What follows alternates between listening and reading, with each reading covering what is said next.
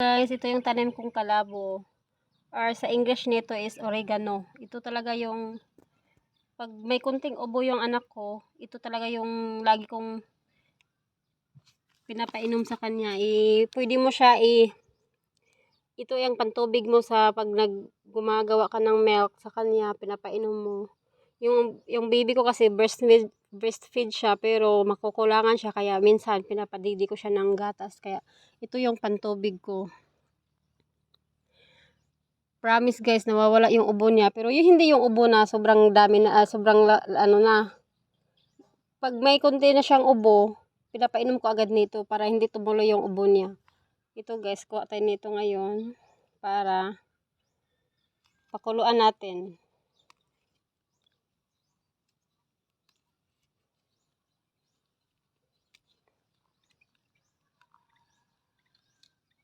Ito na guys, madami na to. Nagkuha kasi ako kanina.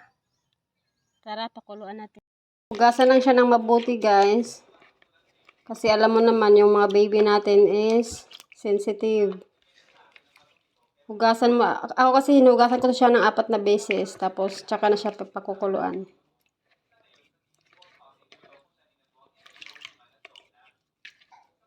Dapat isa-isahin talaga para mawala yung mga dumi-dumi. Tapos ulit-ulitin mo lang.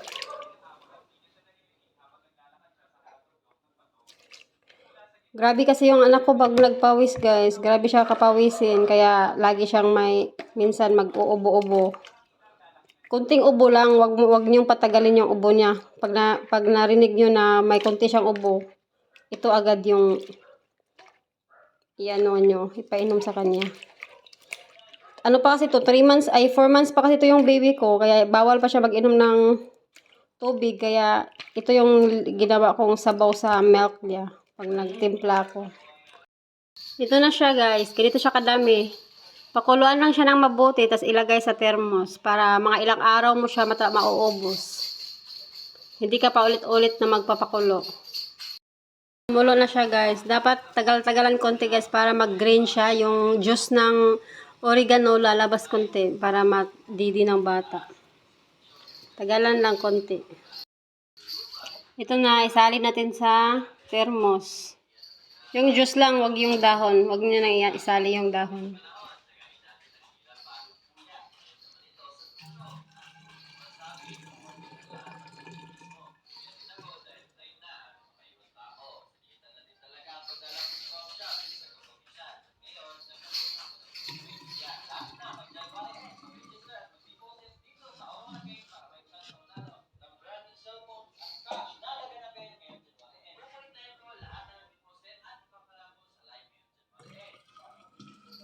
Salin natin sa guys.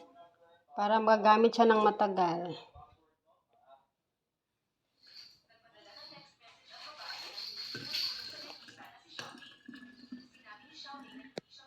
Ito na siya guys oh. Tignan nyo, may konti siyang kulay na green.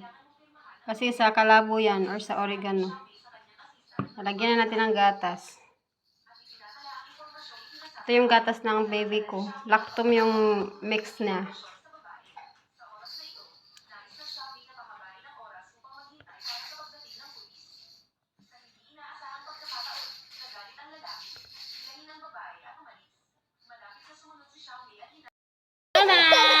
Yung kalabo na may oregano. Gatas na may oregano. Nagdidi na ang lablab. Uy, very good sa lablab.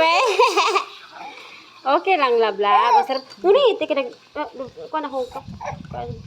okay lang lablab namin. Kasi may konting halak. May konting ubo, no? O, dapat pinapainom ninyo ng oregano. Yung konti pa lang. Konting ubo. Wag yung malala na. Kasi maagapan pa siya. Yun lang guys. Salamat sa panonood.